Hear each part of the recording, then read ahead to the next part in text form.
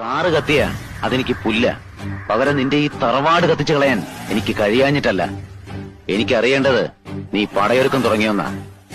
ഇന്നലെ നടന്നതൊന്നും എന്റെ അറിവോടെയല്ല. എനിക്കൊരു പടയിലും താല്പര്യവുമില്ല. നീ വെറുതെ പേടിക്കുകയാണ്. പേടിയല്ല നീലേണ്ട, എനിക്ക് സന്തോഷ.